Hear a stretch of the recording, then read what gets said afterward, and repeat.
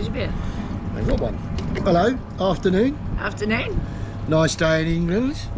Nice blue skies. A bit like the Med, but it's got a nice breeze. So no clouds at all. Well, one tiny little one. it's about 4:30, isn't it, on Saturday. Yeah. Cheers. Cheers. I've got a bottle of water. I'll have a beer later, but I just trained, so I thought I'd just have a bottle of water. I've just had a protein drink. If I have a lager on top of that, it's like milk. So this is a quick little overview video of our journey home. What happened, how it went.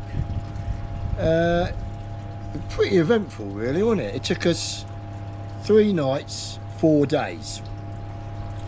So because there were 6 of us in the motorhome, I was planning on using campsites if at all possible.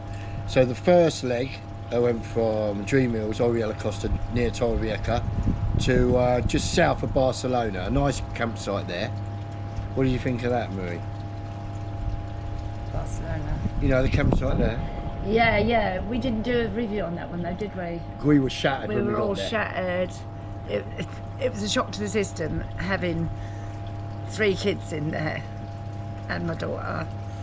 So we didn't get no sleep that night.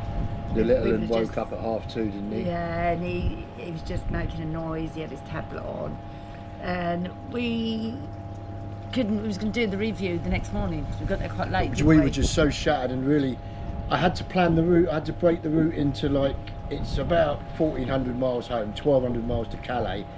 So I had to break the route into manageable miles, which in my mind was about 300, 320 each leg. But of course, you've got to get to the campsite at a reasonable time because you want to eat. So you've got to leave the campsite at a reasonable time. So the first day after the vets, because the vets didn't open until 10 on the Monday, we didn't get going till about 11. So we got to that campsite just south of Barcelona, which was about 280 miles, something like that. You had burgers in that, didn't you? Yeah, but it took us about 7 hours, and some of that past Valencia was quite hilly with lorries. It was quite a hair-raising journey. You know, the first part of the journey, the Spanish, some of the motorways are quite steep, and if you're in a motorhome which is fully loaded, the second part, actually. Well, the first part was past Valencia and it was hilly. The one where I broke down? No, that was the second part. Just the first part was Valencia. Yeah. The first part was hilly, and of course I'm trying to brake a heavy vehicle down a hill, so you've got to look ahead. So that was all right. Past Valencia wasn't as bad as I thought it was going to be, because it can be bad there. It was bad, but not that bad. So we got to the first campsite, and so the second day of travelling, that was another long day. That was coming into France, bypassed Barcelona through the AP7. What was it called? And then we went over the Milano Bridge. Yeah, but that first campsite you have to really watch, because we had sort of space when we got on. There was a big gap between us, and then during the night someone had turned up and we literally had a foot. Couldn't hardly get the gas locker open. Yeah. To turn the gas off. I think it's really bad. And I couldn't hardly empty the toilet cassette, could I? I couldn't get it open. Yeah, I had to see you out because it was that tight. There's obviously vans parked opposite us as well, but luckily there was a space. Rob drove into it, I saw him into it, and then he reversed out. But it's just inconsiderate people that would park that close to you. I know they do in Spain, but max number of motorhomes, I get that, but it may be that when they made it, it wasn't made for even 7.5, 8 metre motorhomes. It was made for short 6 metre. But you'd have a bit of consideration and leave a gap so you could get into the guest He wanted cupboards. Maximum room in front so he could get his awning out. Yeah. So the way he parked was tight against our... but he obviously didn't think that we had our cassette at the toilet. Yeah, of course. And the locker. I thought I weren't going to get for the gas, so... But we didn't use the gas anyway, so it didn't matter too much until we was actually that. But what was the next one then? Second night, the second day travelling, that was another long day. That was about 480 kilometres, maybe 320 miles. That was crossing into France through the Pyrenees, over on the Mediterranean side. So we took I had a little meltdown, didn't I? Yeah, that was a steep old roads through there, wasn't it? Horrendous. And then it got windy. steep into I think the Le Mans, that area where there's gorges, and then we crossed the Milano Bridge. We got a video of that. Yeah. And that was fantastic. And we stopped in an area just after that bridge. I think it's on the A75. It's the first area. If you stop there, there's like a visitor centre. You can actually stop there overnight if you want the wind. It was nice. Yeah. So from there we moved on to a campsite about 40 kilometres. But people would have seen that video. Yeah. But that was a campsite 40 kilometres north of there, because I was trying to get as far north as I could. And that was just an air. That was a camping car park air, wasn't it? Yeah. Which was lovely. It had a Elson Point and it had the I thought it didn't have an Elson water. Point, but it did. Yeah. And that was all right, but our electric tripped out there. Yeah. And initially I thought it tripped out because we put an electric kettle on because Owen wanted a pot noodle and he didn't want to wait for the gas kettle. So I bought out with me one of those instant boil ones. So he insisted on using that, and it tripped out twice, didn't it? But we thought we had a big problem with it because we couldn't use. We thought it was the extension needed fused. Yeah. And then on the way home, I said to Rob, "What about that black switch?" Because there was like 4 of them in the back in the donut seats with the seat belts. Underneath the switch was, wasn't it? Yeah, and it was off.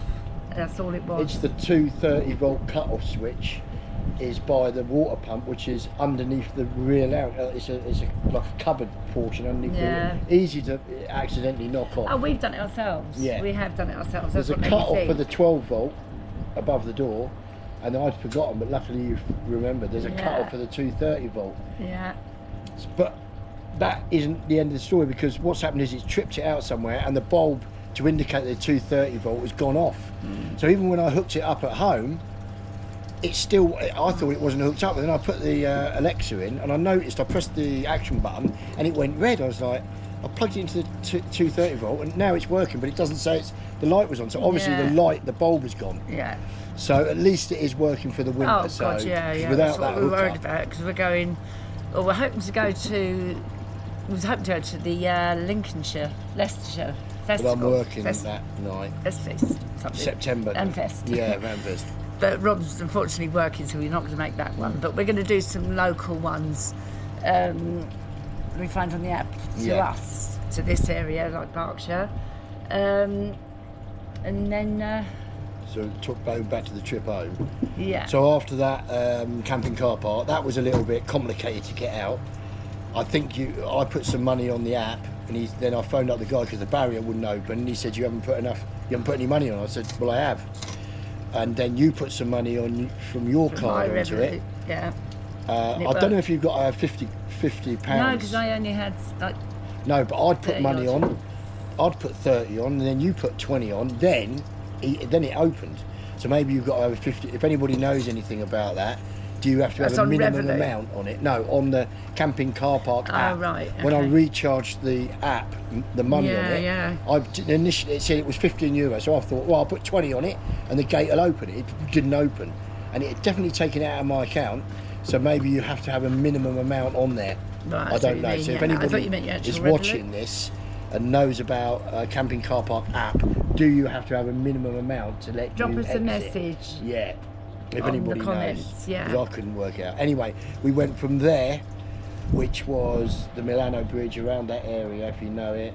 We went all the way up to just south of Rouen, stayed there, and that was a very long drive. That was 590 kilometres, which is probably about 330 miles, and that was an all day. We left about 11 again, 10:30, and we got there at that 6:30, 7. Yeah. Only had 2 stops. But the one we stopped that was a tough one. That's when it was started to get tough. The first French one, they had a little bar, and Rachel was sorting out the kids, so she didn't come down. But we had a little walk down there. Yeah. Literally meters or whatever, no.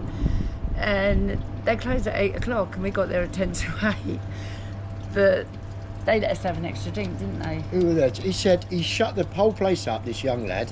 He said when we were just sitting out on the front there. He said when you finish with your drinks, just put them on the windowsill.